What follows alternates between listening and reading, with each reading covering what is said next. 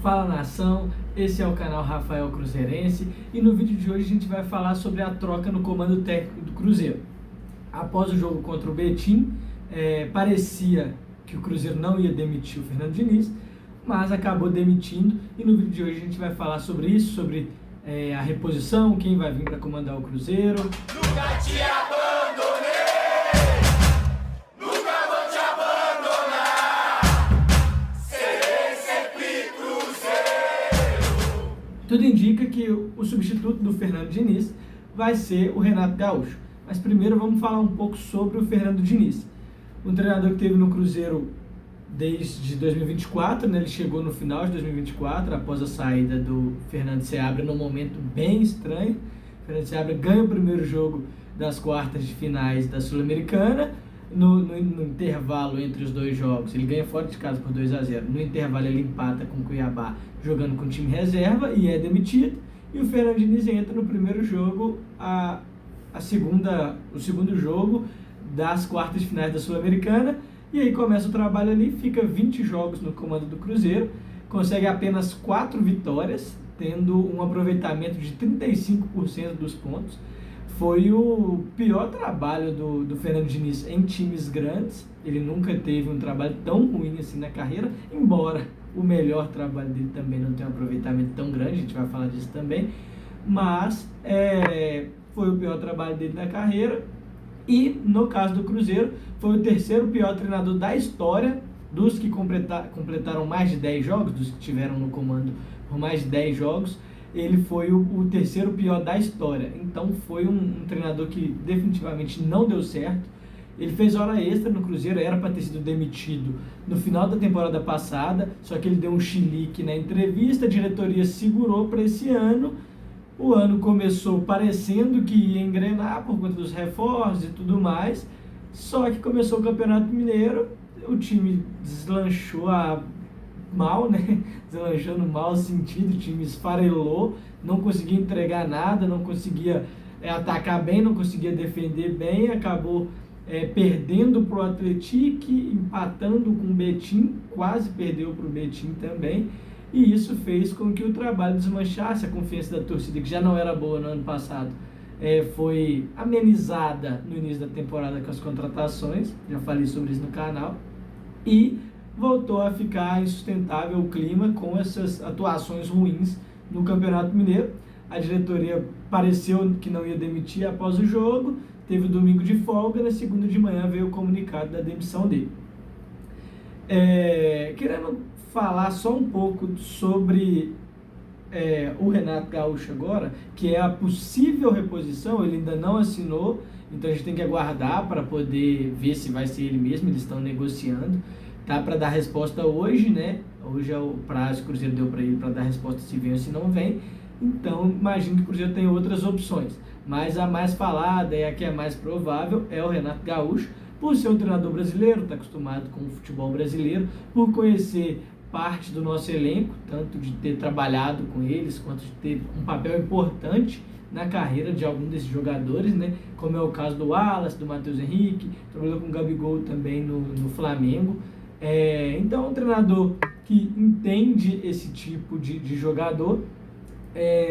Eu não acho ele um treinador excelente, tipo prateleira top 5, vamos colocar assim, mas é um treinador que tem bons números, faz o feijão com arroz, faz o simples, não é um treinador que inventa moda, joga de um jeito simples, consegue entender o adversário. Então ele é um treinador mais adaptável do que o Fernando Diniz. O Fernando Diniz tem uma ideia, parece, sabe aquele negócio de cavalo? Eu esqueci o nome, que fica tampando assim, ele só vê isso, é só a ideia do Fernando Diniz que vale. O adversário pode mudar o jeito de jogar, pode ser o adversário A ou o adversário Z, ele vai jogar do mesmo jeito, funcionando ou não. Ele não consegue e não quer mudar o estilo de jogo dele. Já o Renato Gaúcho não, tem um pouco mais de humildade nesse sentido, ele consegue ser mais flexível, adaptar a escalação de acordo com o jogo, mudar o esquema durante o jogo, mas não com mudanças táticas astronômicas. Ele faz o simples. Ele está vendo que com o centroavante não está dando certo, ele tira o centroavante e coloca 2 atacantes mais móveis. Ou o contrário também, às vezes o time dele joga com 2 atacantes, ele vê que não está funcionando, tira, coloca um centroavante a referência. Volante é a mesma coisa. vai iniciar com um volante só, achando que vai controlar mais o jogo e tudo mais, o jogo mostra algo diferente, ele vai e coloca um outro volante, não tem problema nenhum com isso, o importante para ele é o resultado final do jogo. E falando um pouco dos números do Renato Gaúcho, vou pegar de 2016 para cá, que é um pouco mais recente, vamos colocar assim, né? Que ele está aí no mercado há bastante tempo já. Mas de 2016 para cá, ele teve no Grêmio de 2016 a 2021, um trabalho longo. Tudo bem que ele é ídolo no Grêmio, né? Mas é um trabalho longo, coisa que é raro aqui no Brasil. Ele teve, nesse período todo, 60% de aproveitamento. É um aproveitamento ok, não é nada Abel Ferreira, campeão de tudo, mas é um aproveitamento suficiente, vamos colocar assim, satisfatório.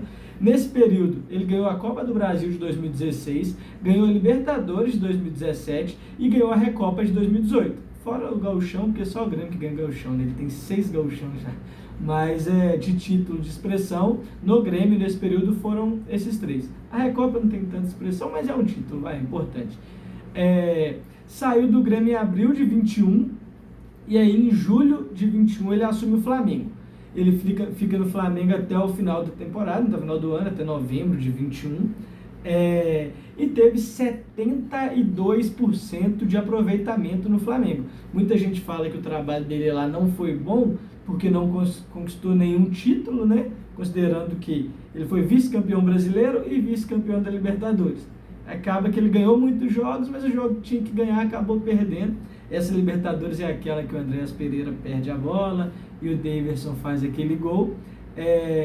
Perdeu na final, né? Então eu considero uma ótima campanha. Desde que o Jorge Jesus saiu do Flamengo, o Renato Gaúcho é o treinador que teve aproveitamento maior. 72% não é para qualquer um, não é todo time que consegue performar assim. E ele entrega o Flamengo sendo vice-campeão brasileiro e vice-campeão da Libertadores. Após essa saída, ele retorna para o Grêmio em 2022, no decorrer da Série B. O Roger Machado, que estava lá, né? A diretoria do Grêmio foi com medo de não subir, demitiu e trouxe o Renato de volta, que é um ídolo, enfim, a história desse lá todo mundo conhece, né? Ele chegou em setembro de 22 e ficou até agora, dezembro de 24. Todo esse período lá ele teve 57% de aproveitamento, e as conquistas dele foram subir o time, né? Em 2022 ele conseguiu terminar em segundo colocado, atrás apenas do Cruzeiro do Pesolano, né? Subiu em segundo lugar. E em 2023 ele foi vice-campeão brasileiro com o Grêmio. O Grêmio tinha uma base do time que jogou a Série B, trouxeram algumas contratações, Luiz Soares, por exemplo, e conseguiu bater vice-campeão. Para um time que vem da Série B é um cenário maravilhoso, né? Vice-campeão brasileiro 2023. E aí a gente entra em 2024, que foi um ano onde ele foi muito mal, ele teve muitos problemas no Grêmio. Ele terminou, essa passagem já falei, né, com 57%, contando todo esse período, mas no Brasileirão do ano passado ele terminou em 14º colocado, um resultado muito ruim, se trata do Grêmio, que é um time grande, tradicional. Porém, a gente tem que considerar as enchentes que tiveram lá, né? Atrapalhou bastante a temporada. O Grêmio foi o time que ficou mais tempo sem poder jogar no seu estádio, então não justifica tudo, mas é um ponto a se considerar. Então, considerando todos os outros trabalhos dele, eu acho que é um treinador que pro momento do Cruzeiro é interessante. Pro momento o Cruzeiro precisa de um jogador que faça, de um treinador que faça esse time jogar. Treinador que sabe lidar com o ego de jogador, sabe lidar com jogador de grife, jogador de renome, jogador que está precisando de recuperar o futebol.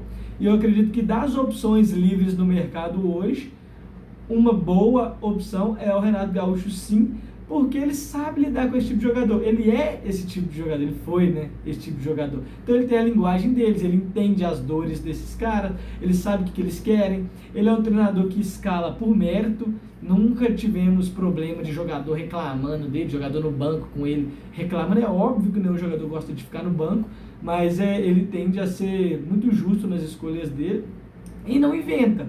O jogador é um ponta esquerda, ele vai jogar de ponta esquerda. O cara é centroavante, ele vai jogar de centroavante. Ele não vai ter que ir lá na área buscar a bola. O cara é meio campo, é camisa 10, ele não vai jogar de zagueiro para sair com a bola lá no goleiro recebendo essa bola. Não vai. Ele faz o simples.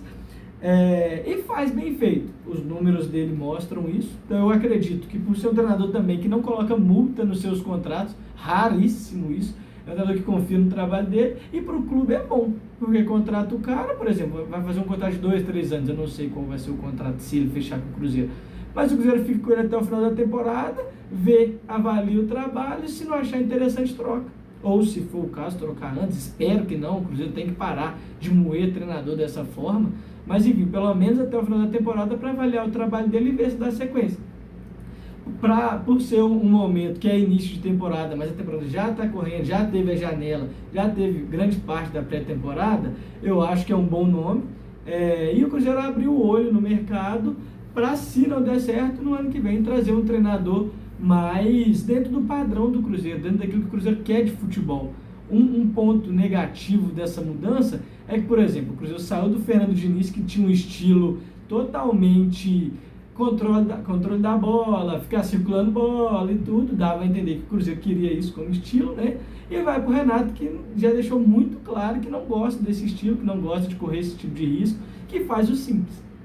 Então o Cruzeiro, penso que tem que criar um método de trabalho, de perfil. A gestão Ronaldo tentou fazer isso e fez por bastante tempo, né? Quando trouxe o Pesolano, depois trouxe o Pepa, são treinadores com ideias semelhantes, com estilo de jogo parecido. E isso é interessante para ter um DNA do clube, para ter um DNA na base, para a base conseguir formar jogadores que vão ser úteis no profissional. Isso é interessante. Mas, pro momento, eu entendo a opção do Renato, eu acho que pode dar certo, espero que dê. Acho que ele tem muito a entregar aí para esse time, para recuperar principalmente o Dudu, o Gabigol, que são jogadores que precisam de ser recuperados, para dar um abafa nessa crise do Marlon e desse que agora o Willian está entrando também. Eu acho que ele vai ser um para-raio muito grande, ele vai proteger esses jogadores e vai conseguir tirar o melhor deles. Resta saber se vai fechar, a notícia disso deve sair hoje, no mais tardar amanhã. Se não, o Cruzeiro vai procurar outros treinadores e a gente volta a falar por aqui. Bom, esse foi o vídeo de hoje. Eu agradeço por ter acompanhado. Te peço para deixar o like no vídeo, se inscrever no canal e deixa aqui nos comentários o que vocês acham dessa contratação. Se possível, mande esse vídeo para um cruzeirense amigo seu e vamos juntos acompanhar o Cruzeiro de perto. Valeu!